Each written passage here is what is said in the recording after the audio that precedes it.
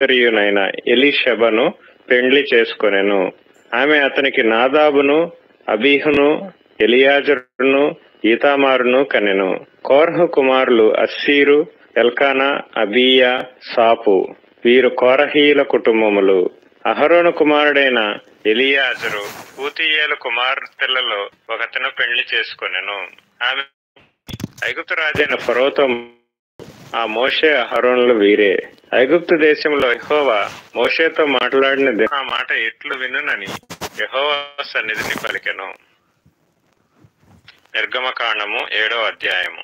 కాగా యెహోవా మోషేతో ఇట్లనెను, ఇదిగో నిన్ను ఫరోకు దేవునిగా నియమించితిని. నీ అన్న అహరోను నీకు ప్రవక్తగా నుండును.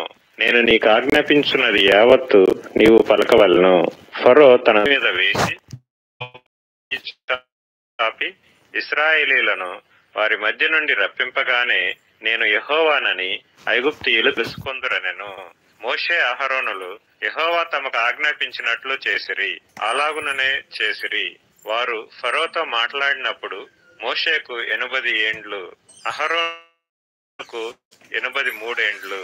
మరియు యెహోవా మోషే అహరోనులతో ఇట్లనెను, ఫరో మీ శక్తి చూపుటకై కనపరచుడని మీతో చెప్పునప్పుడు నీవు అహరోనును చూసి నీ కర్రను పట్టుకొని ఫరో ఎదుట దాన్ని పడవేయమనుము, అది సర్పమగును. కాబట్టి మోషే అహరోనులు ఫరో యొద్దకు వెళ్లి యెహోవా తమకు ఆజ్ఞాపించినట్లు చేసిరి. అహరోను ఫరో ఎదుటను అతని సేవకుల ఎదుటను తన కర్రను పడవేయగానే అది సర్పమాయెను. అప్పుడు ఫరో తన విద్వాంసులను, మంత్రజ్ఞులను పిలిపించెను. ఐగుప్తు శకునగాండ్రు కూడా తమ మంత్రముల చేత అలాగే చేసిరి.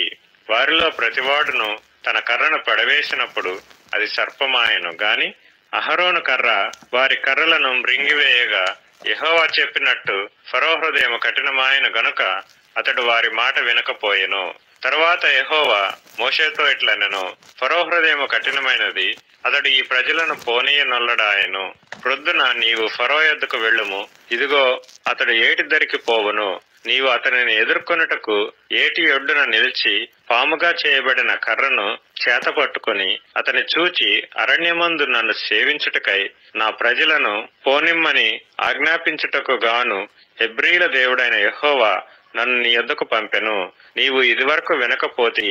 కాగా యెహోవా ఆజ్ఞ ఏదనగా నేను యెహోవానని దీని బట్టి నీవు తెలుసుకొందువని యెహోవా చెప్పుచున్నాడు.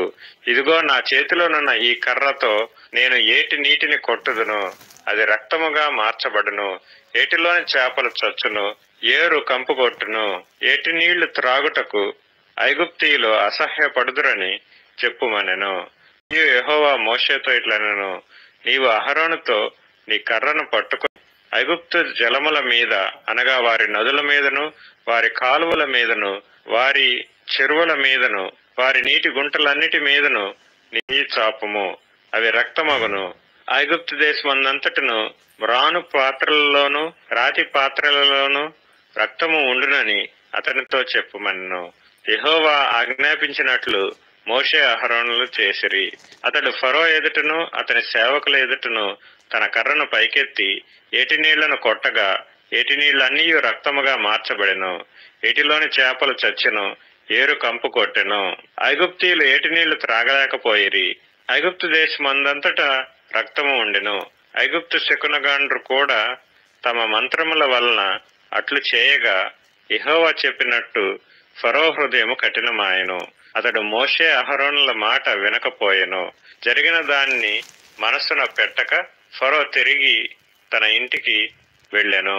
అయితే ఐగుప్తీయులందరూ ఏటి నీళ్లు త్రాగలేక త్రాగునీళ్ల కొరకు ఏటి ప్రక్కలను త్రవ్విరి. నిర్గమకాండము 8వ అధ్యాయము. యెహోవా ఏటిని కొట్టి 7 దినములైన తరువాత యెహోవా మోషేతో ఇట్లనెను, నీవు ఫరో యొద్దకు వెళ్లి అతనితో నన్ను సేవించుటకు నా జనులను పోనిమ్ము.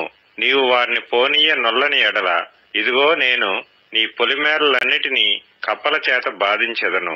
ఏటిలో కప్పలు విస్తారముగా పుట్టును.